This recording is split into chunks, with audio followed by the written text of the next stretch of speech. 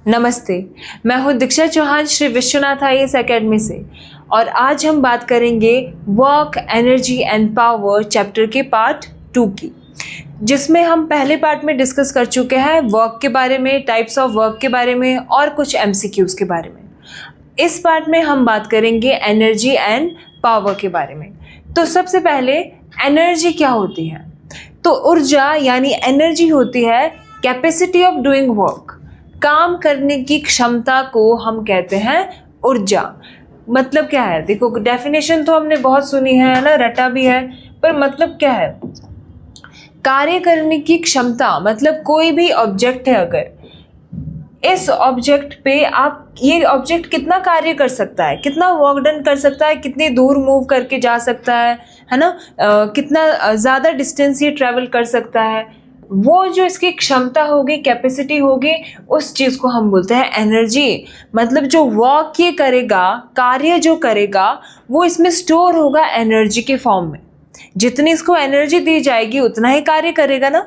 आप मान लो इस पे फोर्स आप थोड़ी धीरे लगाओगे तो ये यहीं तक जाएगा, एक थोड़ा सा डिस्टेंस दूर। अब आपने ज़्यादा फोर्स अगर इस पे लगा दी तो थोड़ा और दूर ये चला गया, ठीक है। तो जो ये फोर्स आप लगा रहे हो वो इस पे वर्क डन कर रहा है, और वो वर्क डन कैसे कर रहा है? इसको मोशन में लाके, और मोशन में जब ये आ रहा है तो ये एक एनर्जी पोजेस कर रहा है, जिसको बोलते हैं काइनेटिक एनर्जी। तो एनर्जी क्या हुई? जो भी बॉडी कोई भी काम कर रही है ना, वर्क कर रही होगी, उसके पास एनर्जी होगी ही होगी। एनर्जी के बिना काम नहीं हो सकता। तो एनर्जी क्या होगी? कार्य करने की क्षमता। अब जैसे हम सुबह से शाम तक काम करते हैं तो हम क्या, हमारी बॉडी में एनर्जी होती है, वो कहाँ से आती है? फूड से आती है। फूड से वो एनर्जी हमारी बॉडी में आती है। जब वो एनर्जी पूरी ड्रेन हो जाती है तो हम उसके बाद काम नहीं कर पाते फर्दर, फिर हमें फिर से फूड लेना पड़ता है ज़्यादा एनर्जी के लिए। वैसे ही अगर आप देखोगे कि अगर आप किसी भी चीज़ को फेंक रहे हो, एक तो एक सर्टेन डिस्टेंस तक जाएगी, जितना आप उस पर एनर्जी दे रहे हो, है ना, उतना ही डिस्टेंस वो ट्रैवल करके जा सकती है। ज़्यादा अगर आप एनर्जी दोगे तो ज़्यादा वर्क वो कर सकती है, थोड़ा ज़्यादा डिस्टेंस ट्रैवल कर सकती है। तो एनर्जी आपको समझ आया? एनर्जी होगा कैपेसिटी ऑफ डूइंग वर्क या एबिलिटी ऑफ डूइंग वर्क, ठीक है, कार्य करने की क्षमता को। अब एनर्जी का जो एसआई यूनिट है वो वही है जो वर्क का होता है, जो कार्य का होता है, दैट इज जूल, ठीक है, जूल होगा। और इसको हम ये तो एसआई यूनिट है। सीजीएस जो इसका होता है यूनिट, वो होता है अर्ग। दोनों का, वर्क का भी और एनर्जी का भी सेम यूनिट होता है। एनर्जी अब कोई भी हो सकती है, एनर्जी के बहुत सारे टाइप्स है ना, तो बहुत फॉर्म ऑफ एनर्जी होती है, light energy, mechanical energy, heat energy, wind energy, solar energy. तो there are many types of energy. तो सारी एनर्जी का एक ही एसआई यूनिट होगा, दैट इज जूल, और जो उसका सीजीएस यूनिट होगा वो होगा अर्ग, ठीक है। तो हर टाइप की एनर्जी और वर्क का एसआई यूनिट ये होगा। अब ये तो बहुत सारी एनर्जी है, पर जिसको अपने ध्यान देना है जिन एनर्जीज पे, वो होगी मैकेनिकल एनर्जी। अब मैकेनिकल एनर्जी क्या होती है? यांत्रिक ऊर्जा इसको हिंदी में बोलते हैं। तो यांत्रिक ऊर्जा क्या होती है? जब कोई अपना मूवमेंट करके काम कर रहा होता है, तो जैसे हम बोल रहे हैं, बोलने में क्या लग रही है? हमारी अपनी बॉडी की पावर लग रही है ना, तो उसको क्या बोलेंगे? Mechanical energy. जैसे पंखा घूम रहा है ना, तो ये मैकेनिकल एनर्जी कन्वर्ट होती है ना, कोई भी चीज़ जो अपने मूवमेंट से, है ना, कर रही होती है।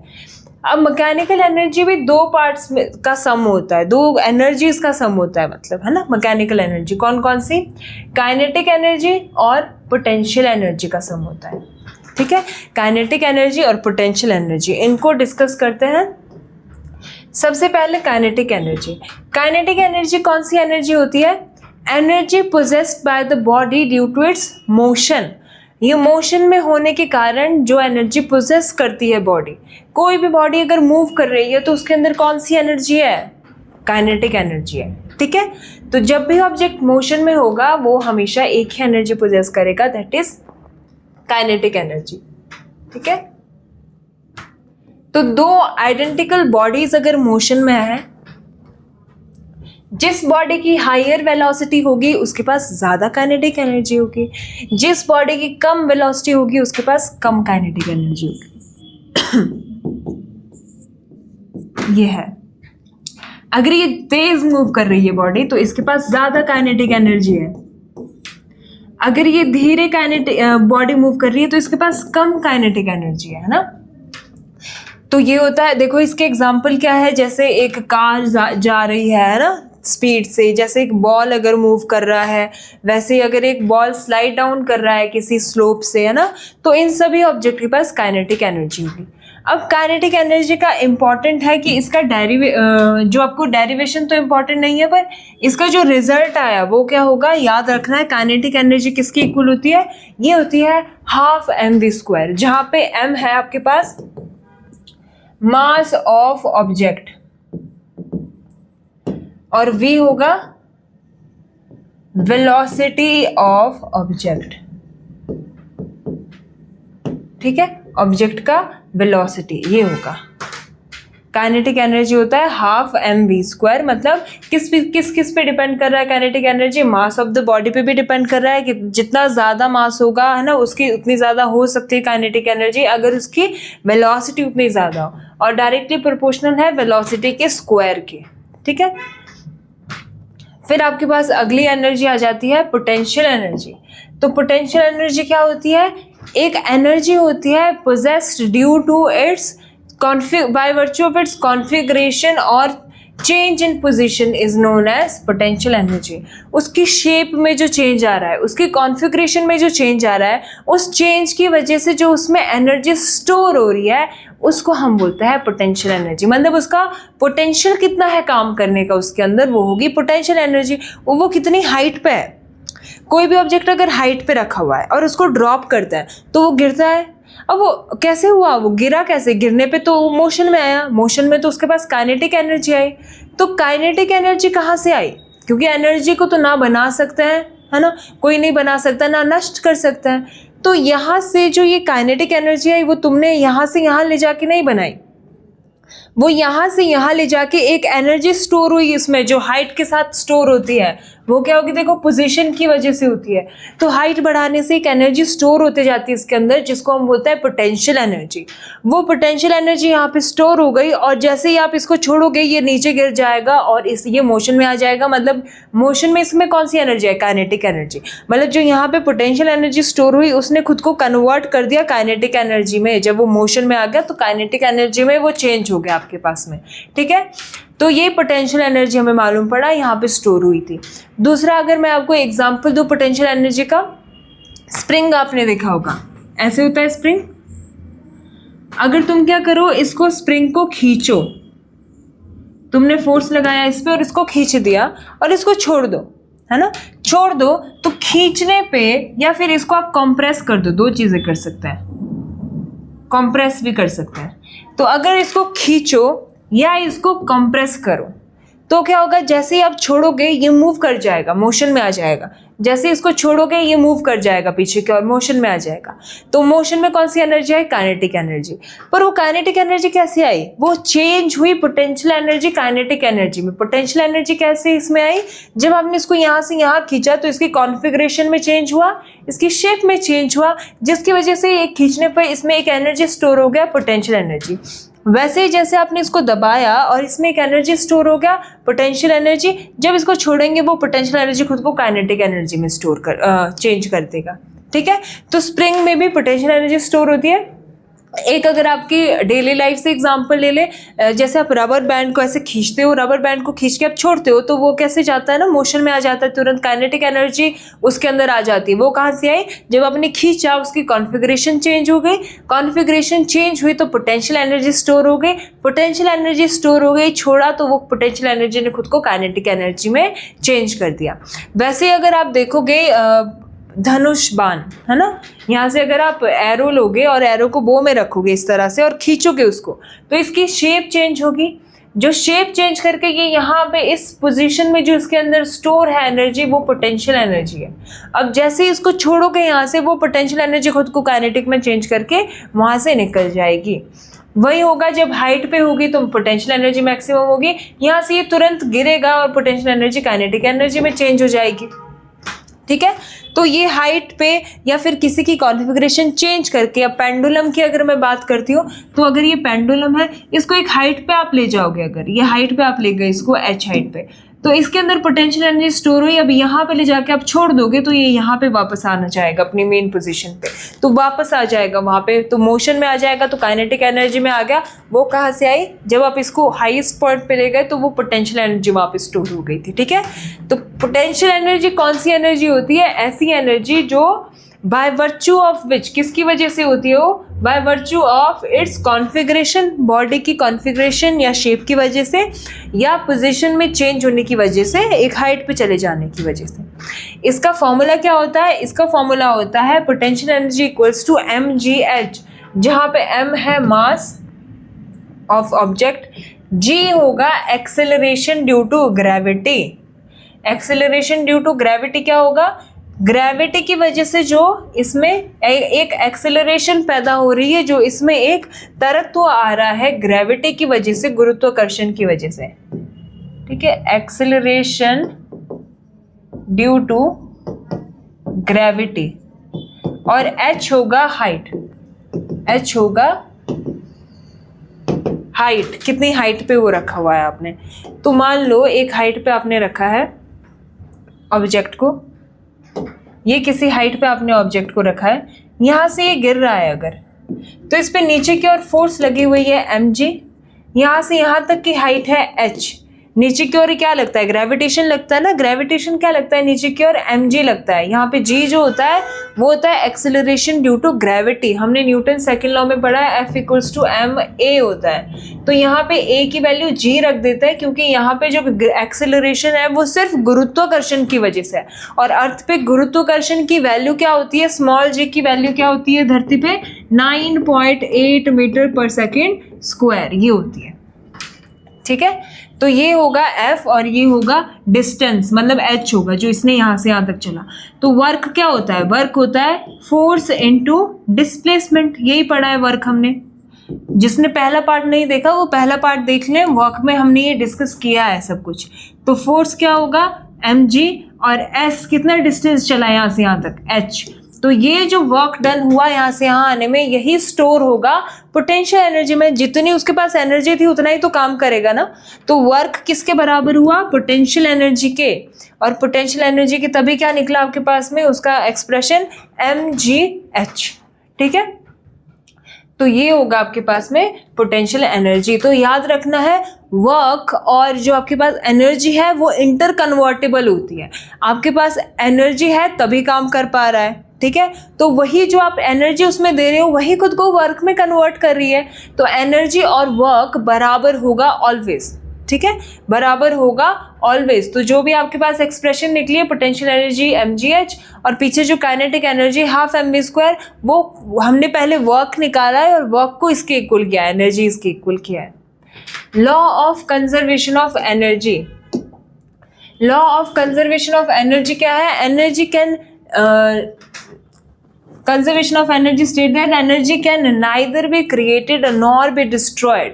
ना तो हम बना सकते हैं ना हम नष्ट कर सकते हैं, but it can be converted from one form to another। एक फॉर्म से दूसरी फॉर्म में आप उसको चेंज कर सकते हो, पर बना या नष्ट नहीं कर सकते, ठीक है।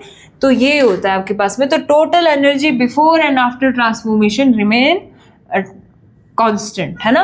जो पहले होगा और बाद में जो होगी एनर्जी वो बराबर रहेगी, क्योंकि वो देखो मान लो किसी ऑब्जेक्ट के पास यहाँ पे 10 है एनर्जी, 10 जूल है, यहाँ से यहाँ आते हुए भी उसके पास 10 जूल ही रहेगी। हो सकता है दूसरी फॉर्म में चेंज हो जाए, यहाँ पे पोटेंशियल थी या काइनेटिक में चेंज हो जाए, पर रहेगी उतनी ही, ट्रांसफर हो जाएगा अलग अलग फॉर्म ऑफ एनर्जी में, पर जो उसका अमाउंट है दैट विल रिमेन कांस्टेंट, ठीक है।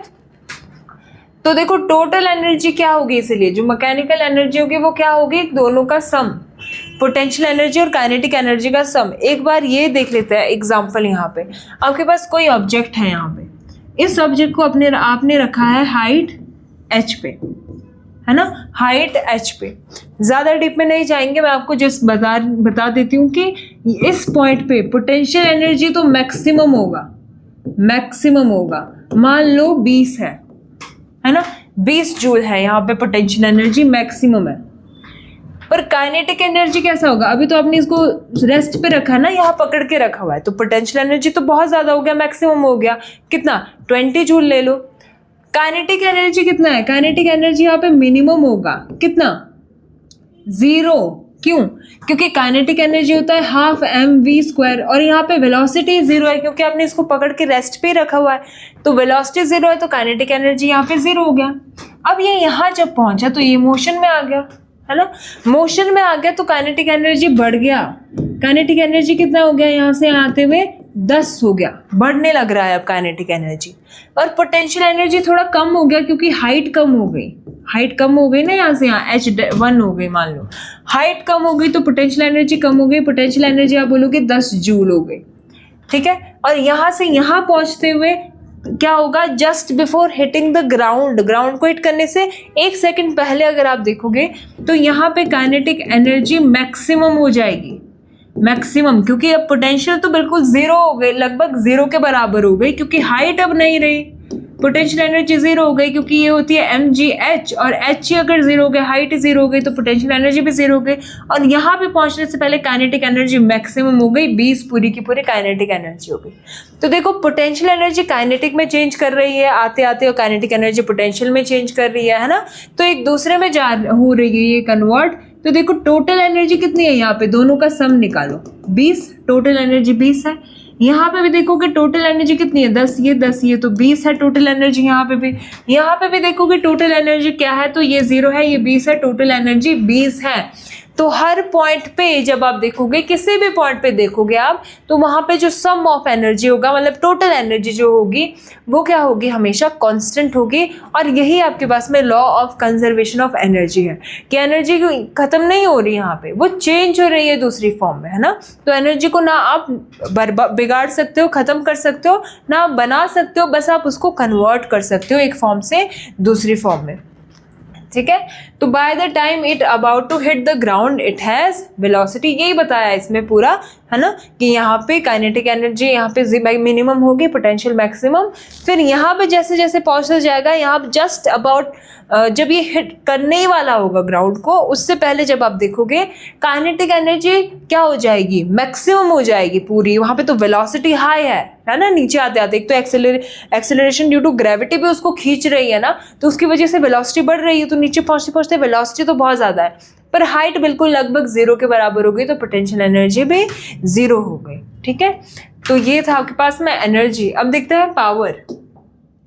पावर क्या होता है, पावर होता है रेट ऑफ डूइंग वर्क, आप जो काम है वो आप कितनी स्पीड से कर रहे हो, मतलब ये है।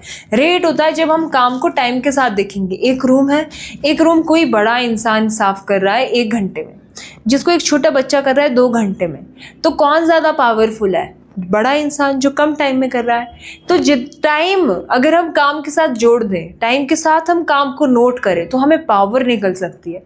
जिसका कम टाइम है, ज़्यादा काम है, वो ज़्यादा पावरफुल होगा।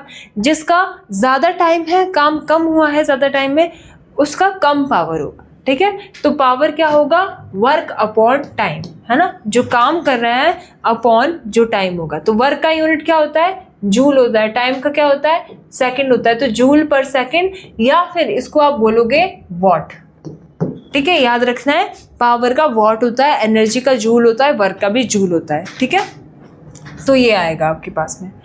तो अगर आप देखोगे एवरेज पावर, तो टोटल एनर्जी जो कंज्यूम करी है अपॉन टोटल टाइम टेकन, क्योंकि वर्क और एनर्जी तो सेम ही होता है ना, एक ही बात अभी बताया, तो वर्क की जगह पे एनर्जी बस यहाँ पे रख दिया।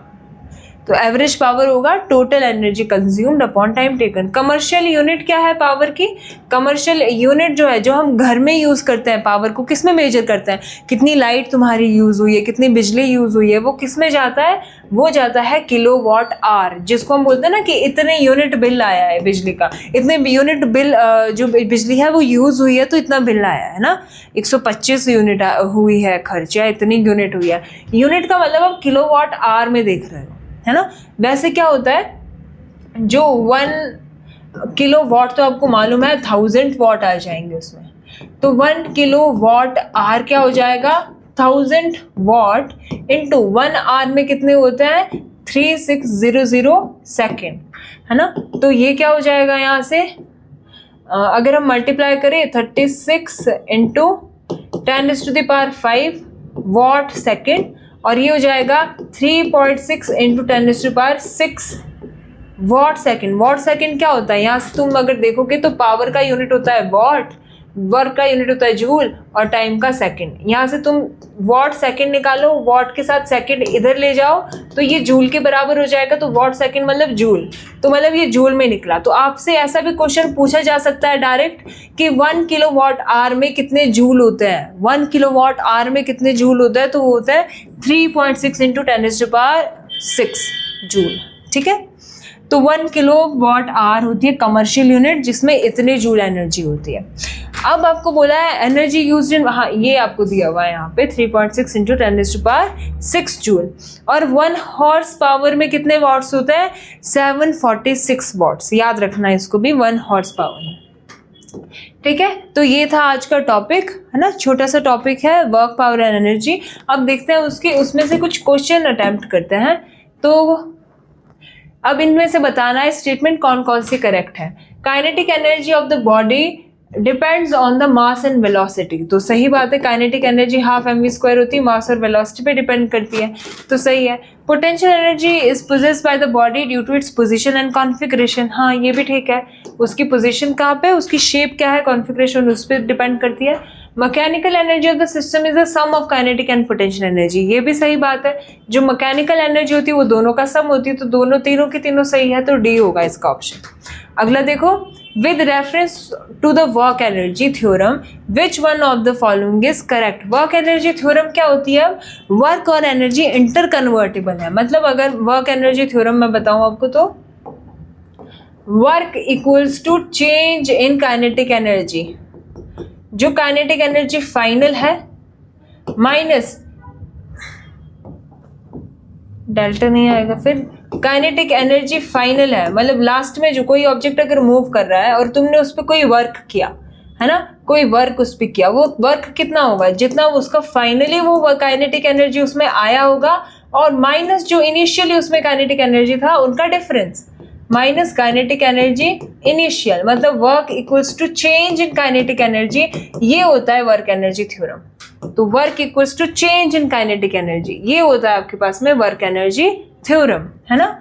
तो कौन सा सही है, work done on a body always equal to potential energy, नहीं, ऑलवेज नहीं होगा, है ना, work done on the body always equal to potential energy. Work done on the body is equal to change in kinetic energy, हाँ ये सही बात है, work done equals to change in kinetic energy, यही तो हो रहा है ना। तो वर्क एनर्जी थ्योरम होता है work done equals to change in kinetic energy. अगला देखो, इनमें से बताना है कौन सा सही है। Power is the rate of doing work, हाँ अभी हमने डिस्कस किया पावर क्या होता है, कार्य कितने टाइम में आप कर रहे हो, तो rate of doing work. SI unit of power is watt, सही बात है, 1 horsepower is equal to 746 watt, ये भी सही है, तो ऑप्शन नंबर डी, है ना। When a spring is stretched, the work done is stored in the form of, किस एनर्जी के फॉर्म में होता है, अगर एक स्प्रिंग को आपने स्ट्रेच किया, अभी मैंने आपको बताया जैसे स्ट्रेच करोगे इसमें एक एनर्जी स्टोर हो जाएगा, जब छोड़ोगे वो एनर्जी काइनेटिक एनर्जी में चेंज हो जाएगा, तो वो होगा पोटेंशियल एनर्जी, जब हम स्प्रिंग को खींचते हैं तो उसमें जो स्टोर होता है। अगला देखो, which of the following involve the conversion of potential energy into kinetic energy, है ना, बताना है कहाँ पे पोटेंशियल एनर्जी जो है वो काइनेटिक एनर्जी में चेंज हो रहा है। Water falling from a dam, ये भी सही बात है, एक डैम है, डैम से अगर पानी गिर रहा है तो यहाँ पे हाइट पे था ना, हाइट पे कौन सी एनर्जी थी, पोटेंशियल, और जब ये गिर रहा है तो कौन सी एनर्जी चेंज हो रहा है, काइनेटिक, तो पोटेंशियल टू काइनेटिक चेंज हो रहा है। अ स्ट्रेच्ड बो रिलीज्ड, हाँ अगर एक धनुष आपने स्ट्रेच है आपके पास में, है ना, जैसा अभी हमने पीछे देखा था, तो एक धनुष को अगर स्ट्रेच किया है उसमें से एरो अगर छोड़ दोगे तो उसमें भी पोटेंशियल एनर्जी काइनेटिक में चेंज हो रही है। A car moving on a horizontal road with uniform speed, नहीं, इसमें पोटेंशियल एनर्जी काइनेटिक में चेंज नहीं हो रही है। कार मूव कर रही है, ना तो उसकी कॉन्फ़िगरेशन चेंज कर रही है, शेप चेंज कर रही है, ना तो उसका हाइट चेंज कर रहा है कुछ भी, तो ये नहीं है, 1 and 2 ओनली। ठीक है, अगला देखो, work and energy are scalar quantities, हाँ सही बात है, कल हमने पढ़ा था कल में कि वर्क जो है वो स्केलर है क्योंकि सिर्फ मैग्नीट्यूड मिलता है, एनर्जी भी स्केलर है क्योंकि सिर्फ मैग्नीट्यूड मिलता है, कोई डायरेक्शन नहीं आपको मिलती है, तो सही है।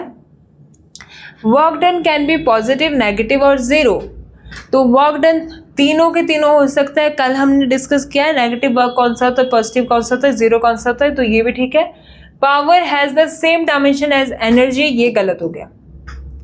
पावर के सेम नहीं होते जो एनर्जी के होते हैं। पावर का वॉट होता है, एनर्जी का जूल होता है, ठीक है। तो सेम नहीं होते, तो पहला और दूसरा, तो पहला और दूसरा ओनली, ठीक है। तो बस ये था आज के लेक्चर में। हमने कवर कर लिया है वर्क, एनर्जी और पावर में तीनों चीज़ें हो गई और इससे रिलेटेड क्वेश्चन भी हो गए। तो मिलते हैं अगले अपने नए चैप्टर के साथ में, जो कि हम सेल डिस्कस करेंगे। आज के लिए इतना ही। Thank you. जय हिंद।